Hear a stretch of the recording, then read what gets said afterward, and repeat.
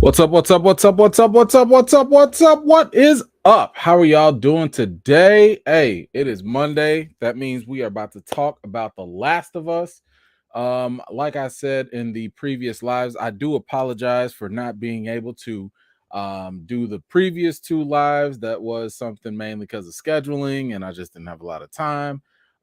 So I do apologize about that. We are going to just kind of sort of just quickly go over, like what happened in episode 6 and 7. Nothing too crazy, because to be honest with you, like I watched, what was it? I think I watched episode 6 and I was kind of like, it was good, it was cool. And then episode 7 did feel a little fillerish. Not every episode is done with some sort of purpose, right? Of course. But I didn't think we was missing. It wasn't that deep. Let's just be honest. It wasn't that deep. But I will say we can go over that a little bit. But this episode 8, whoa, whoa, huh, yo, Ellie chose violence. She chose violence all day. But we definitely gonna get into that. Let's say some quick shout outs and then let's run through what's going on. Kimmy J, what's going on? Kimmy, listen, whatever. You whatever. You knew what I meant. But what's up, Kimmy? Good to see you. Thank you for being here. Kano, what's going on? Thank you for being here. My man Mike is back. What's going on, man? Pamela, hello. Good to see you. Leandra, thank you so much for making it. Appreciate you. Listen, it's Ellie's time now. It's her time. Hold on. Dex, there we go. Dex, how you doing? Good to see you. Trees, hello. Joy, what's going on? Okay, you catch it on the replay. Hey, shout out to the replay gang. Appreciate you either way. My man, Mr. Hughes, hello. How you doing? Rhonda, what's going on? Good to see you as always. Main man Didier, what's going on, sir? Good to see you. Super fragilistic cat aspect Bo. I'm just you Bo. We just gonna go with Super Bowl. I'll go with Super Bowl. What's going on, man? Thank you for making it. My man Minister Crush is here. What's up, sir? Good to see you. Q, hello. Good to see you. Eric, how you doing? Always a pleasure. Let's see. Tasha, hello. Monique, what's up? EB, hello. How are you? Marvelise, how are you doing? We got the vet in the building with SJ Evans. How you doing, ma'am? Let's see. Faith Warrior, hello. Good to see you. My man Eric Shaw is here as well. Thank you all for making it, and shout out to everybody that's coming out after you guys as well. But yeah, let's just kind of go over, let's see, episode 6, like just real quick. Let's see. Now, this was the episode. Now, do I have these in order? Okay. So this was the episode where Joel had to take those two that family hostage, and they basically told him like where gave him directions on where to go and all that.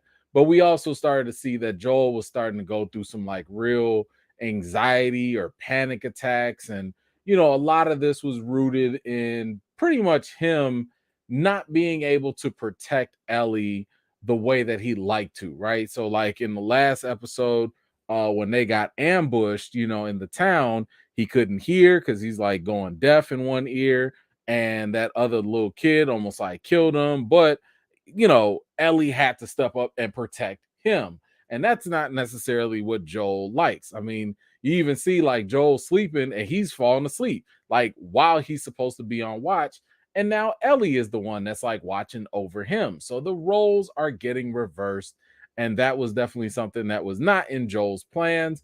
But of course, as they start to travel, they get caught up with another group. Now, I have to say, during this time, I was a little nervous. This was really good tension. You got the dog sniffer right there, and look, if anybody did something funny, they was gonna shoot them on sight, no questions asked. Matter of fact, the couple earlier on had already warned them of dead bodies, and this is from this group or whatnot. And then, woo, the dog came for Ellie, and that Joel was shook, didn't know what to do, but thankfully the dog was friendly. You always listen. I told y'all this before. Dogs be the real MVPs in this show. Like the dogs know when there's danger.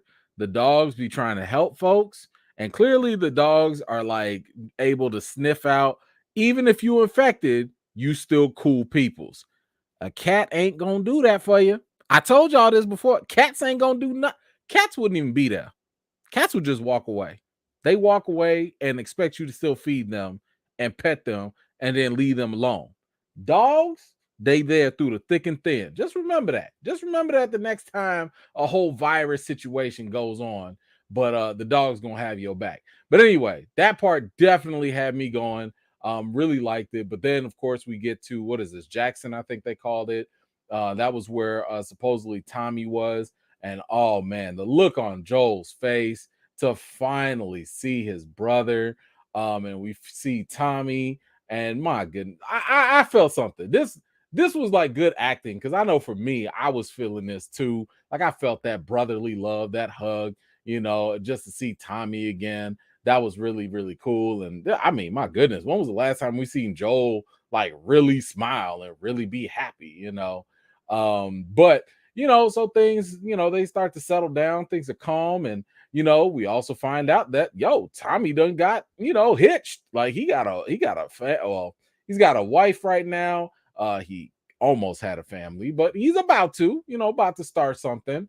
And it was funny how Joel was kind of like, you got married, you settled down. Like, I thought we was about to be out in these streets. Like, I thought we was about to go kill some zombies and stuff. Like, what you mean you finna settle down?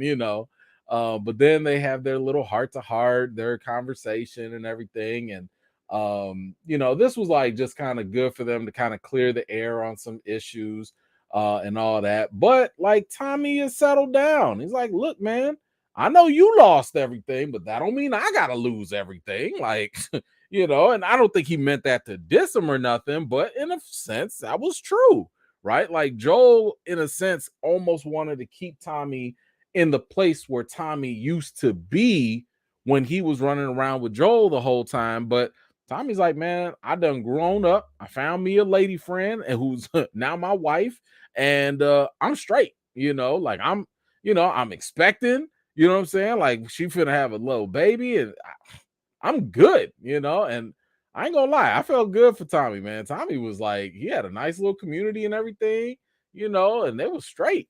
Joel walks outside and he's seeing like a little he's seeing another girl who kind of looks like Sarah, but not really. But of course, this kind of gives Joel his little flashbacks of what could have been, what life would have been like if he was, Papa Joel or something like that.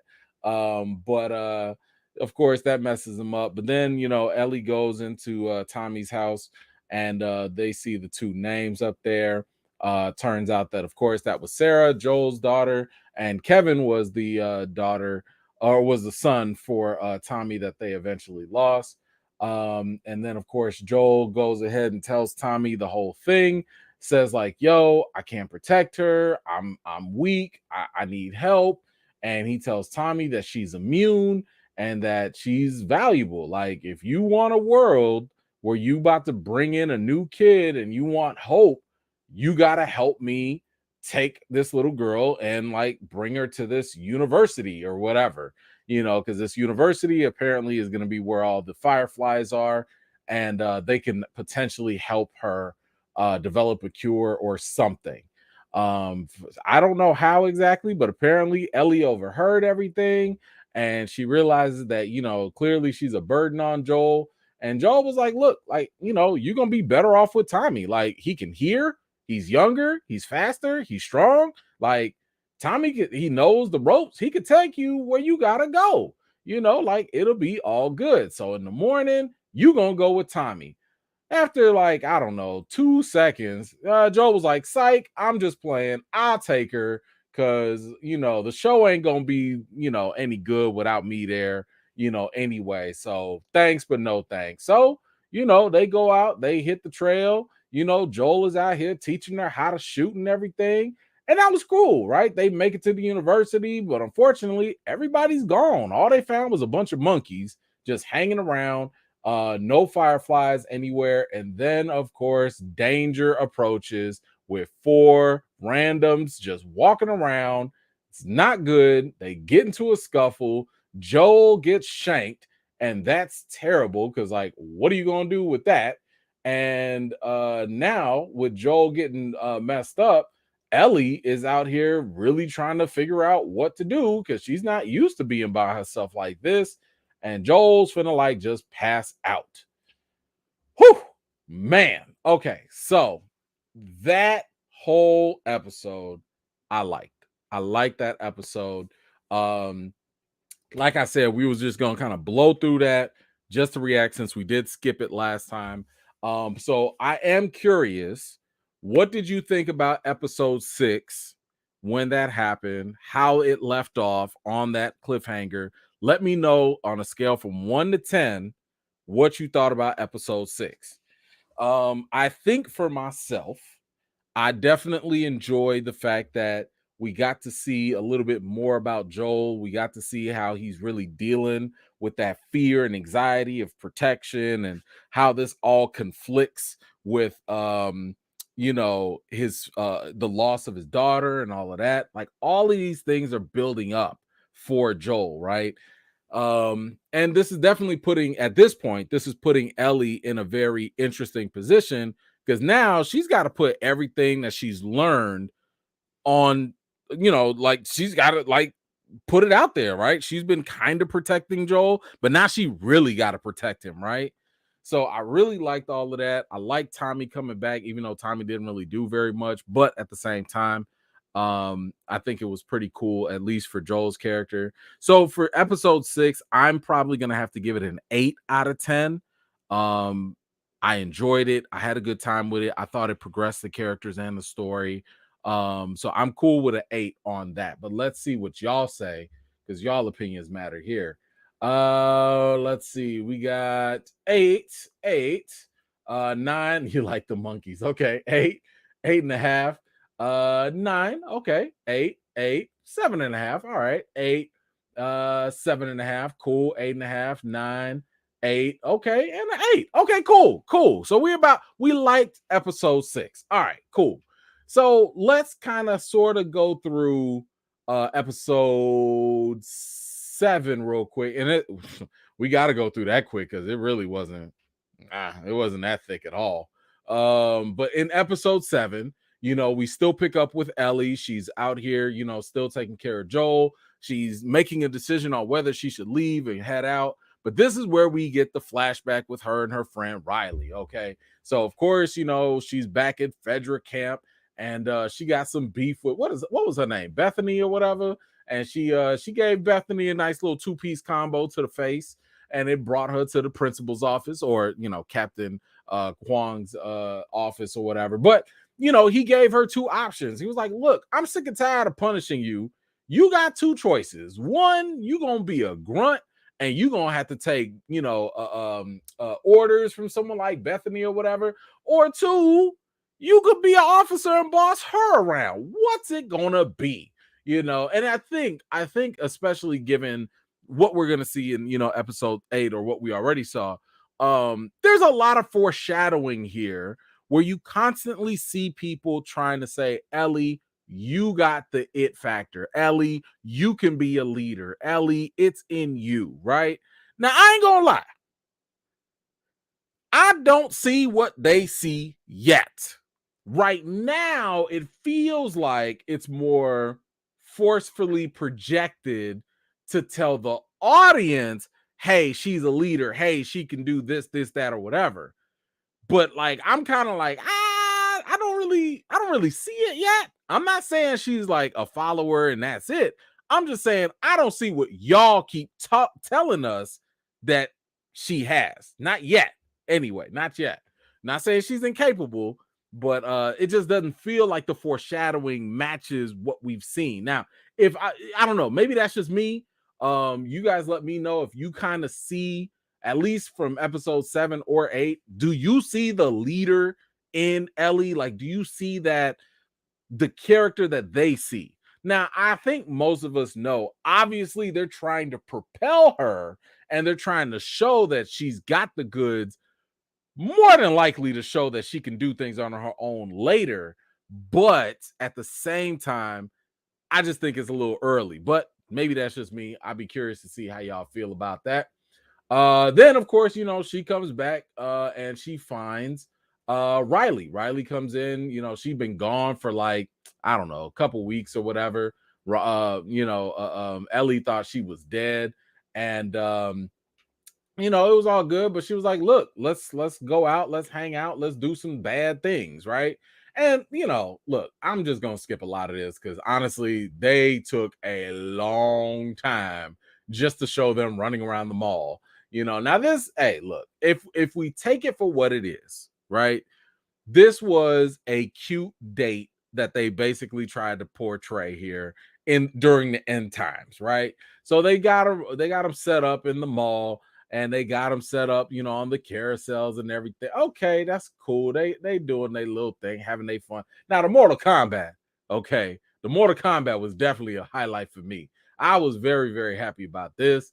But of course, we also saw that earlier about how Ellie was always interested in these video games and stuff. So it's kind of cool that like her friend was able to get that for her. I'm mad they have them out there drinking though. I'm like, first of all, she's 17. Ellie is still like, oh, she's not even 14 at this age. Ellie's probably like 13 or something at this point. Just out here just drinking. And y'all drinking the bass. What are y'all even drinking? That's not the white Hennessy, is it? I couldn't see the label. But whatever it was, they was drinking.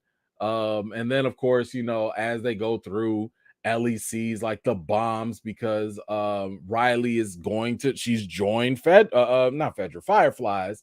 And well, if you join up Fireflies, that means you're gonna go against Fedra, and Ellie is literally training to be part of Fedra. So there's a lot of conflict of interest going on right now at this point. And yeah, like this is definitely going to put a rift between their friendship. Of course, like while they having all this fun, you got the cordyceps just out there waking up from their nap because I guess the girls were a little too loud. But they have their nice little moment. They staring into each other's eyes, and they realize they both got the same feelings for each other and all that. And it is what it is. Like they are cool, but of course that gets interrupted because the cordyceps is out there to catch them. This was like the worst knockout I've ever seen. She just fell and just like passed out. But anyway, so they're going and going, and this the fungus guy is about to get them. And then Ellie is like, just, I don't know. This was just a terrible fight. Listen, the only reason I think that this was a terrible fight, you're literally brought up in a military school. Like, this is what y'all do. Y'all run laps, right? Your teacher are like I don't understand why they were so unprepared. You're not living in a hypothetical world and you just happen to go to military school. You're living in a post-apocalyptic world, right? And you're in a military school. And I'm sitting there thinking, like, you acting like y'all ain't never been trained. Y'all never been trained for this. Nobody has ever. Y'all grew up in this. This has been going on for 20 years. You ain't never think like, oh, okay, hey, we got to do this drill, or like the same way we used to have fire alarms. Back in the tornado alarms. Y'all didn't have no cordyceps alarms. Nothing. Come on now. I'm just saying, I find that a little hard to believe. Who said this? You know what, Calvin? You know what? You could be right. They have been drinking. Now, I mean, they only took a couple sips now, but you're right. They could have. I might have to give it to them on the drinking. I might have to do it. This is why y'all need to stop drinking, because clearly they was not prepared. But I'm just saying, I thought some routines, some physical memory, something would have kicked in, some training, because Ellie was out here trying to shake him in the side. I'm like, Ellie, what are you doing? Why are you stabbing him in the side? Who told you that was going to work? And if y'all was drinking, I'd rather them show them actually be drunk. They had perfect coordination when they wanted to kiss. They had perfect coordination while they was on the counter dancing and everything. I don't know if I can give it to them now. I might have just talked myself out the drinking thing. I don't know. No, but I'm just playing. Anyway. What else happened? Oh yeah, of course. So they get bit. Yep. You get bit. Now we find out where Ellie gets her first bite. First of all, I looked at this whole fight. I didn't see one time this thing actually bit their hand. Now, unless these cordyceps are able to like puncture you in a different way, I ain't see no bites nowhere. But whatever. Okay, off camera, we'll just run with it for now. But she ends up killing it or whatever. But it's too late. Like, the damage is done. And the cool thing about this is, or at least the beneficial thing, is that this whole situation, obviously Riley dies, but this whole situation is really just a way to show and mirror why Ellie ends up staying with Joel. Because like Riley stayed with Ellie. Like they thought they was gonna die, but Riley was like, nah, like we're gonna ride this out to the very end. And it was actually kind of cool because like Riley she was like perfectly calm because she had already experienced loss before. She already lost her family and stuff like that. Ellie never had to go through that. She ain't never lose nobody. So Riley had to be strong for her during that moment. And I just think that was a nice little parallel because now Ellie's got to be strong for Joel because he's not used to being, the person that has to be taken care of. He's out here dying. Like, so I thought that was actually a pretty good parallel between the two. Let's grab this real quick. Didier. Oh, wait, there we go. Didier, what you got, sir? That's why Riley was gonna be a janitor. I shouldn't laugh. Come on, man. That's not funny. That's not funny. That's not funny. Man, I mean, I would have ran away too. Because she was like, man, they was gonna put me on poo-poo duty. I was like, yeah, I would have ran away too. I would have ran away on that. That was bogus. You ain't right for that. I didn't say it now. I didn't say it. All right. Anyway. All right. So dang, okay. Look, that was a great little quick recap. All right. That was episode 7. Y'all tell me, scale from 1 to 10, where did you have episode 7 for this episode? Now, I'll say I like the whole thing with showing us Riley and showing us how this whole thing happened. It showed us more background for Ellie. But I'm not gonna lie, like it was short and I don't feel like I feel not short. What I should say is it felt like it took too long just to tell something very simple, right? I didn't need a full adventure in the mall with very little stuff happening just to have her. I don't even know if that's a coming of age story. Like, I just think that a lot of that stuff, especially since it's a flashback, could have been told in a shorter amount of time and more effectively. So it wasn't the best episode to me.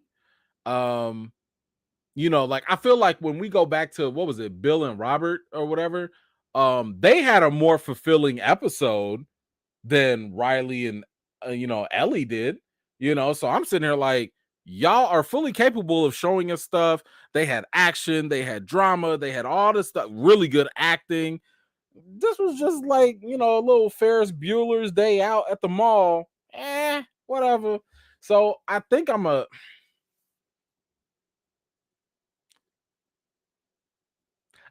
give it a 6. I'm gonna give it a 6 because I remember watching it. I was just like, meh. Like I've seen y'all do better. You know what I'm saying? Like I've literally seen 3 episodes ago. I've seen y'all do better, and this is what you give me. It just didn't feel like it gave me the payoff that I was hoping for. But anyway, definitely felt like a side mission. For sure. But let's see what do people think. Let's see what y'all at. 8. Okay. 8, 7, 7.5, 8, 7, 6.5, 7. Okay, 7.5, 7, 9. Okay, so y'all a little higher. Okay, 7, 7, 7. Okay, 6.5, 6.5, 7. Okay, all right. 7, 4. Dang, 4. Okay, that was lower than mine. 8. Okay. 7, 6.5. Yes, I know.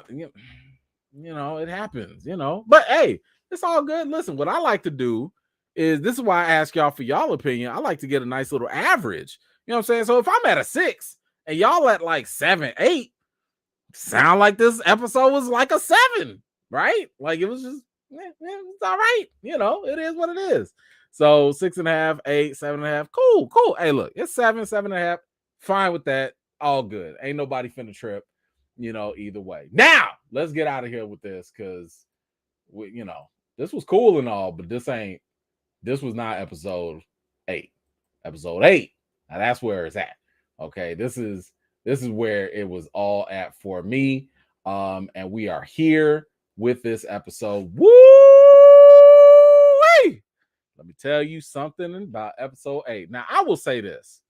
I was really, really mad that, and I'm mad that I can't call out the outlet because I didn't know, I couldn't go back and see it. But like, I had avoided YouTube, I had avoided like Twitter, I avoided a lot of stuff because I didn't want anything spoiled. And I'm talking about like just in the morning, right? Like, so I didn't watch it last night, and it was like 7, 8 o'clock in the morning.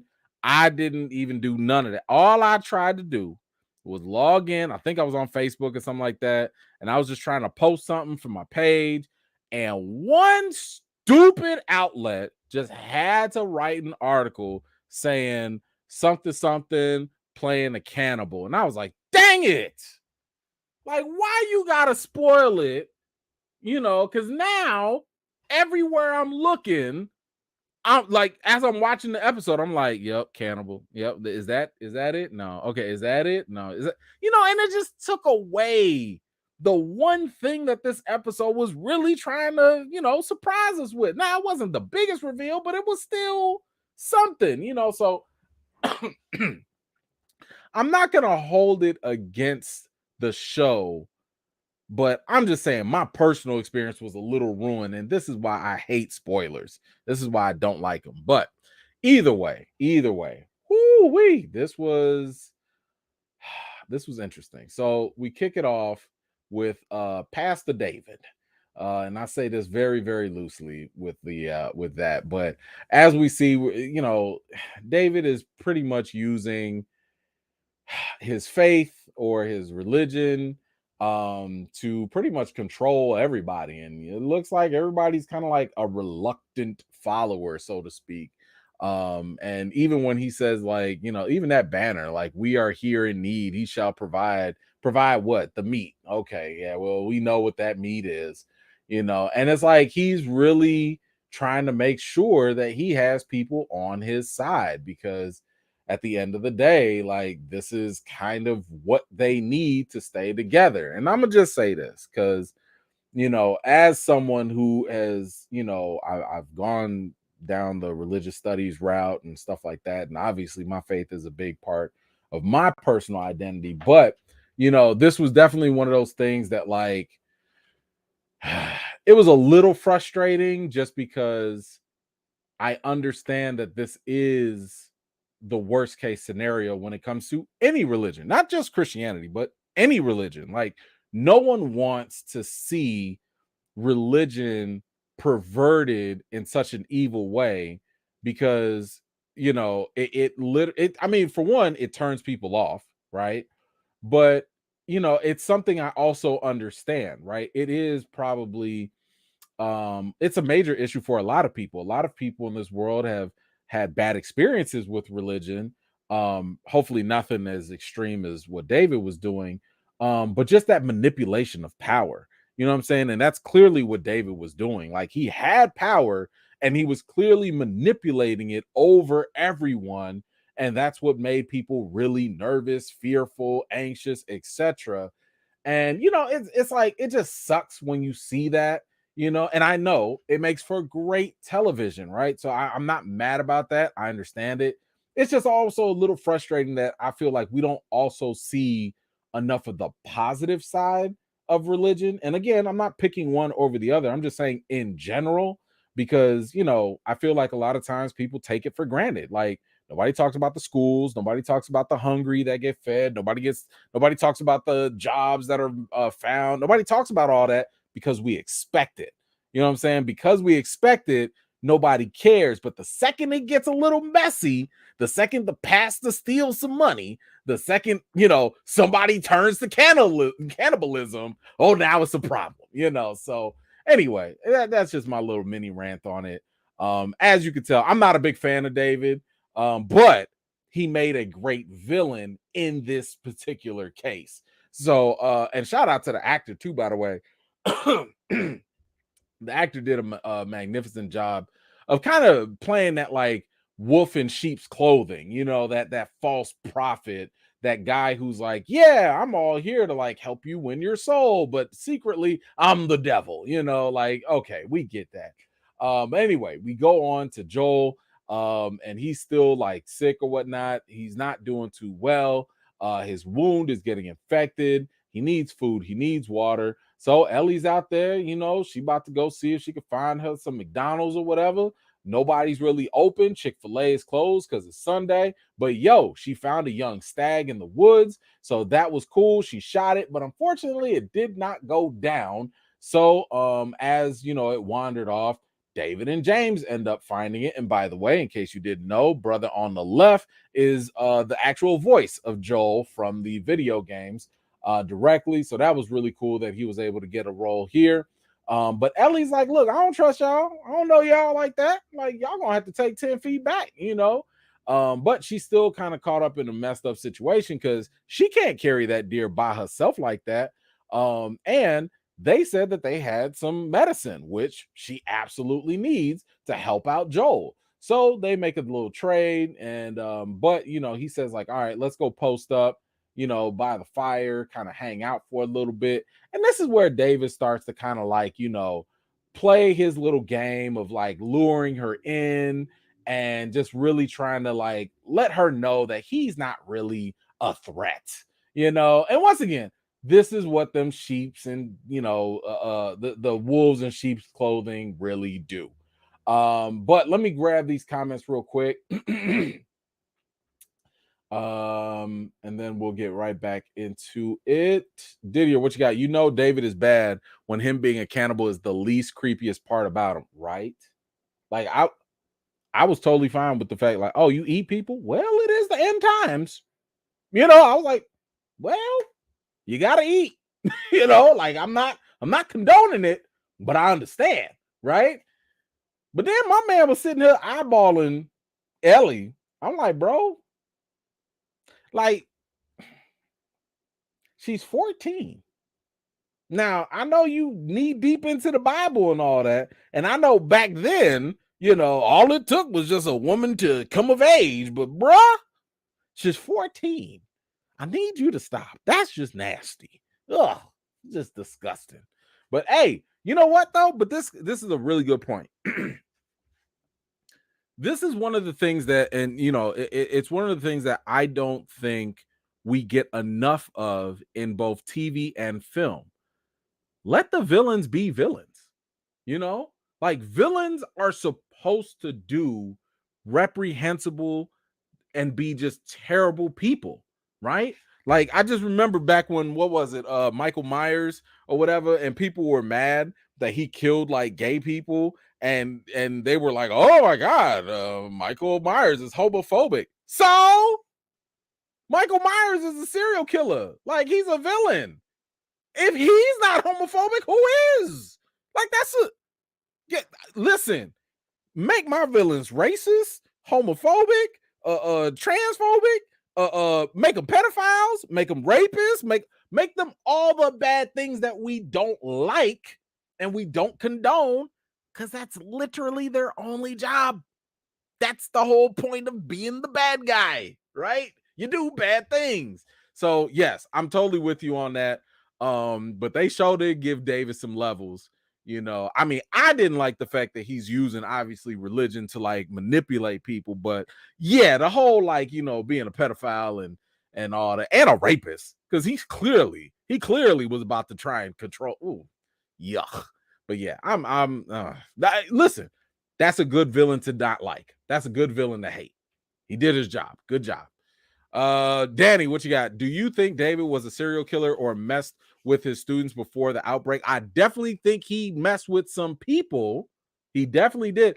I don't think that he was like I don't think he was like that violent though, because he did say that like he was violent, like he was a violent person. I think if anything, he probably beat his wife, like if he was married, like he probably had a history of domestic violence, or he was just a serial rapist, you know. So like I don't think he was a killer, but he was definitely violent enough. I mean, you saw how quickly he was able to smack old girl, like just without clear, that was a reflex.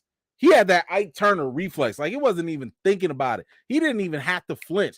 And it was obviously so common, nobody else even reacted. Like, when he smacked old girl later on, as we get into this, like, no one even looked around and was like, oh, David just being David. You know, there he go again. You know, and that's usually how it is in like a lot of abusive relationships, households, or whatever. Like, when you're just accustomed to it, you just turn a blind eye. But he definitely had a past, and I think that this outbreak just allowed him to just be free and to be out and open about it. And I'm pretty sure he might have been grooming that other little girl who just lost her dad. That when he said like, oh, you got, you know, I'm your daddy now or whatever, like, I'm pretty sure David has groomed people in the past. Man, he is such a good bad villain. Ugh. Anyway, thank you for that, Danny. Mike, what you got? My goofy self would have been a double bacon Mike burger with a large fry, because I definitely fell for it. Oh man, that is hilarious. That is funny. Yeah, man. I probably, my goofy self would have been right there with you, man. They probably would have been like, oh, we got us some Kobe meat. Oh yes, the dark meat. Pass that around. Yeah. Thank you, man. I appreciate you. What we got? Derek, what you got? I knew David was bad. He came off too nice. Yeah, listen, that is usually a good old little trick, right? You know, the bait and switch, because he showed in, was just like, yo, you know, let me come and feed you, you know, let me be your manager. You know, like he was putting it all on Ellie, telling her all the right things. He postponed the fact that they was trying to kill her and everything, and you know, but you always got to keep your guard up. And that's probably a very good lesson for Ellie moving forward, of like, and look, if you think about it, this is one of the reasons why, if you go back to the very beginning of the series, Joel was like, don't trust people. We don't trust people, because you don't know what people will do. You don't know what kind of people are outside them walls. You know what I'm saying? So that's yeah, she learned in the hard way. Baker, what you got? He slapped the dog ish out that girl. Listen.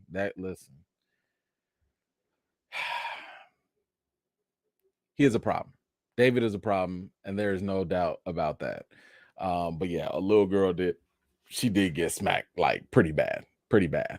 All right, where did we leave off? Okay, yep. So she's still trying, she don't really trust them, but you know, she kind of sort of trying to trust them, but they got the jump on her, right? Which, you know, is kind of a rookie move, because like, you about to let them go all the way back to their camp.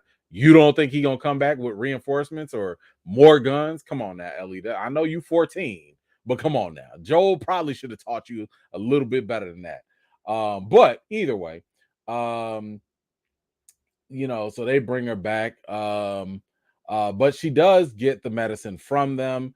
And they let her go. She gives it to Joel, you know, for a couple days, which was great. So that he can kind of like, you know, heal up or whatnot. And yeah, we go back to the area, to David's camp or whatever. And yeah, they brought them some meat, you know, some venison, some deer. But keep in mind, the deer had already run out, and they gave them the meat, and David came back with the meat after they done got the other lunchroom meat. So where you get that meat from, and yeah, just where the meat come from, that's where the questions were. Yeah, That was rough. But yeah, of course, old girl was just like, yo, kill them. And Dave was like, smack. Don't like that, because once again, David has to have power. He has to have control. He's the one that says who gets to live or die. You don't get to make no choices around here. It's all about David. It's that power consuming him and all of that. But Ellie ends up finding out that clearly these dudes are coming for her and Joel. So she gives him a nice little knife to protect himself. And luckily that penicillin is like starting to kick in a little bit more and helping him out.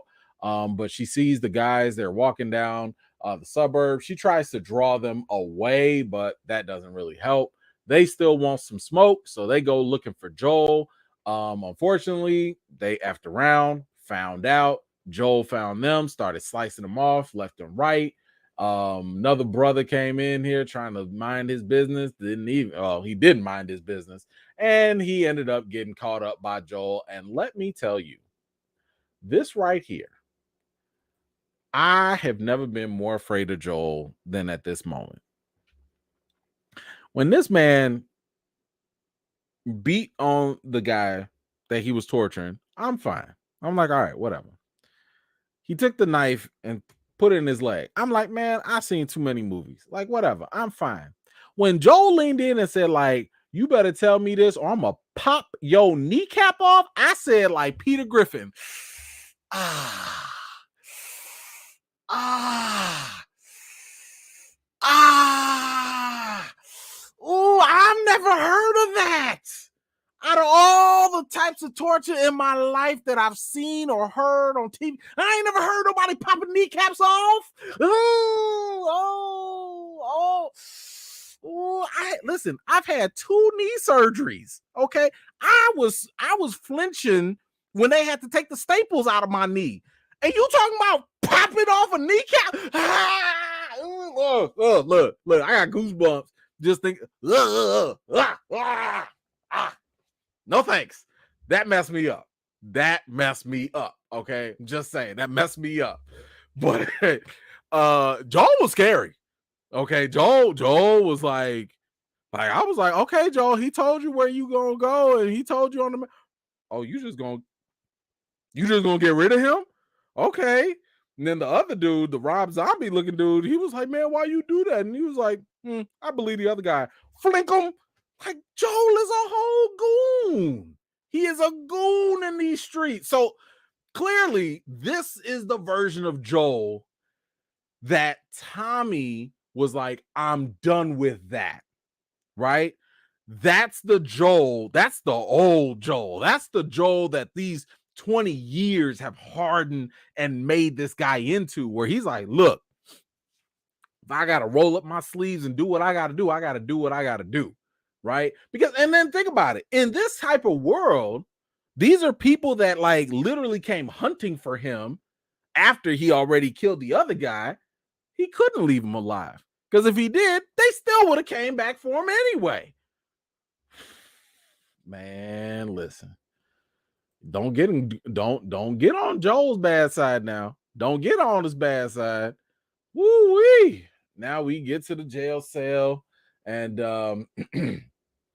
this was a nice little encounter between the two. I like the fact that David here was, pretty much opening up and telling her, telling Ellie, like, look, I want you to be my number 2. Like, you got what it takes. You could be it. And this again is that how you know that in just in just these couple of minutes. Just these couple of encounters, how you know she a leader? How you know she could be your Ace Boon Coon? How you know all these things? Like, again, I get it. I know what the show is trying to do, but I'm like, y'all telling me without really showing me. You know what I'm saying? Like, I ain't seen what has Ellie led? Who she lead? Who she corral? Who has she done? Like, okay, hey, she's picked up a gun. She know how to defend herself. But why are y'all sitting there talking about she a leader, she this, she that? And I ain't seen not one episode where she's been doing that. She lead a team somewhere? Who? Where?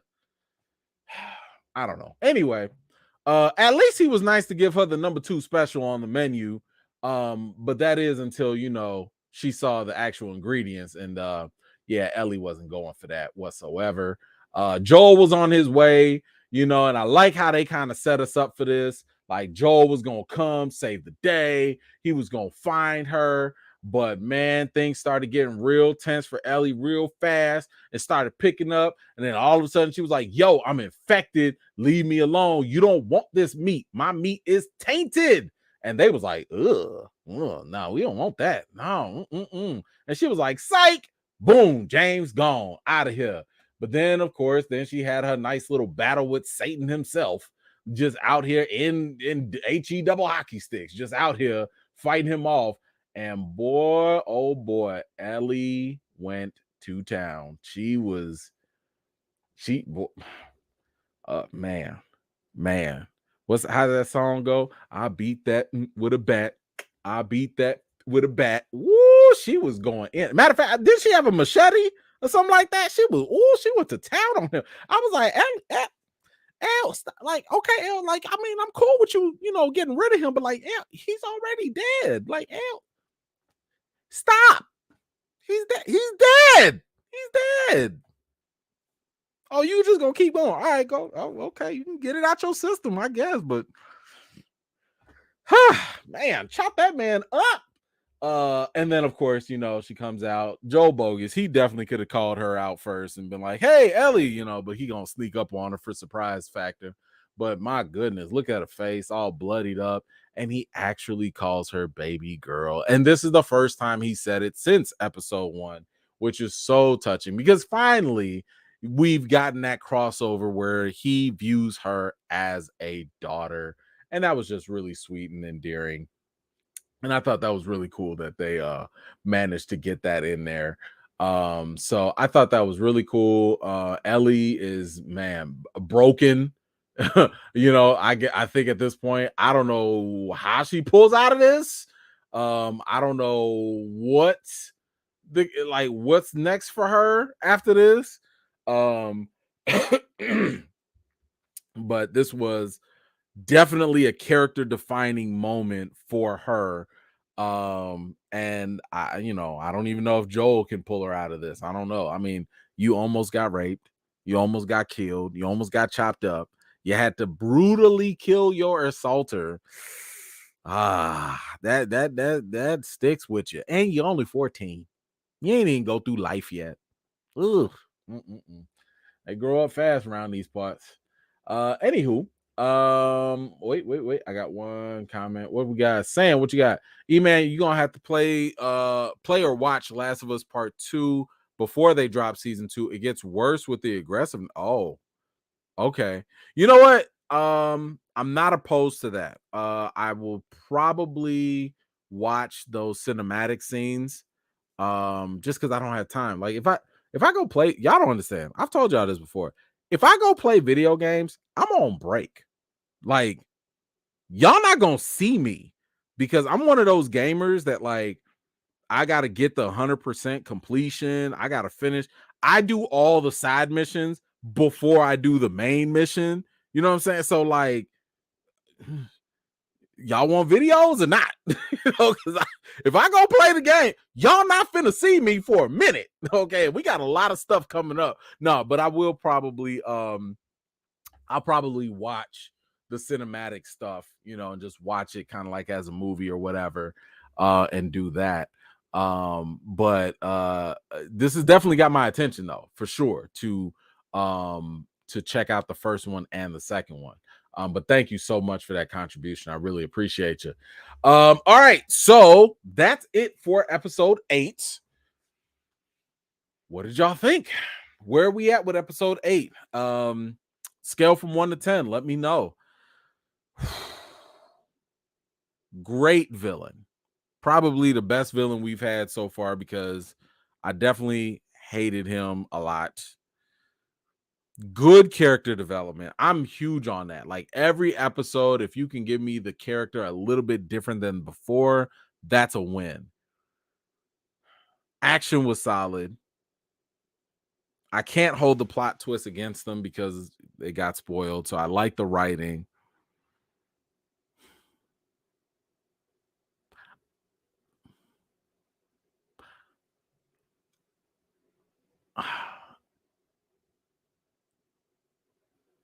I'm trying to compare it to other episodes now. Okay, I'm somewhere around an 8.5 to a 9. I'm trying to think of like whatever else I had as a 9. Cause like I think I had I put like episode 5, I think around like a 9.5. Is this close to episode 5? This is what goes on in my head when I be reviewing stuff. I just want y'all to know. I'm gonna stick with 8.5. I'm gonna stick with 8.5. Right? Okay, we'll see what happens tomorrow. But I'm gonna stick with 8.5. I'm gonna give it a 9. I'm gonna give it a 9 because that was a good fight at the end. I'm gonna give it a 9. I'm fine with that. I'm gonna give it a 9. I'm gonna give it a 9. All right, let's see where y'all got it though. Let's see. Maybe are we close or no? 9.5, 10, 10. Okay, 9, 10, 9, 10, 9, 9.5, 10, 10. Okay, 9, 9.5, 9. Okay, 10, 9, 10, 9. Okay, 10, 10, 10.